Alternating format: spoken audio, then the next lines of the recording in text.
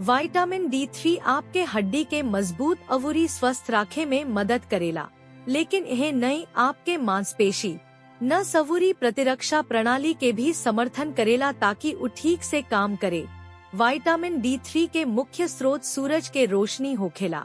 जब सूरज के किरण आपके त्वचा के छुवेला त आपके शरीर विटामिन D3 बनावे लागेला।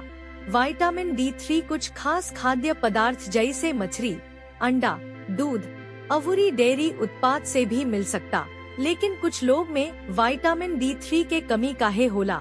कई कारण से शरीर में विटामिन D3 के पर्याप्त मात्रा नहीं मिल सकत। कुछ आम कारण सब में शामिल बाड़े सूरज के रोशनी भा विटामिन D3 से भरपूर खाद्य पदार्थ न मिलल, पुरान वयस्क लोग के त्वचा विटामिन D3 पैदा करे में कम सक्षम होखेला। कुछ मेडिकल स्थिति जैसे क्रोन्स डिजीज, सीलियाक डिजीज, अवुरी सिस्टिक फाइब्रोसिस के चलते शरीर के विटामिन D3 के अब्जॉर्प्शन मुश्किल हो जाला। किडनी भा लिवर के बीमारी विटामिन D3 के सक्रिय करे वाला एंजाइम में बाधा पहुंचा सकता।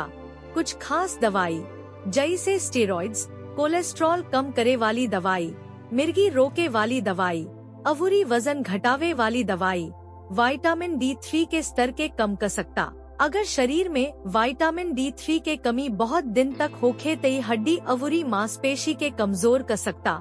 एकरा से बच्चा में रिकेट्स, अवुरी बड़ लोग में ऑस्टियोमलेसिया जैसन स्थिति पैदा हो सकता।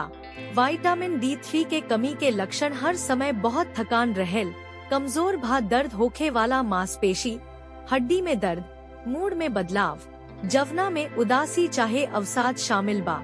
रवा आपन विटामिन D3 के स्तर कैसे बढ़ा सकेनी?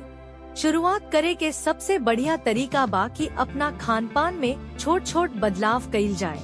विटामिन D3 से भरपूर खाद्य पदार्थ जैसे दूध, दही, मछली, अवुरी अंडा खाएं।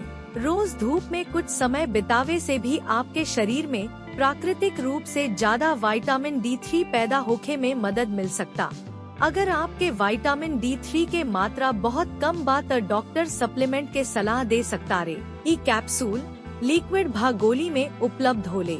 कुछ मामला में डॉक्टर विटामिन D3 के इंजेक्शन तक के सुझाव दे सकता रे। अगर रौरा बहुत दिन से एहमे से कवनो लक्षण महसूस करत बानी त डॉक्टर से पूछ के जांच करावल बढ़िया रही।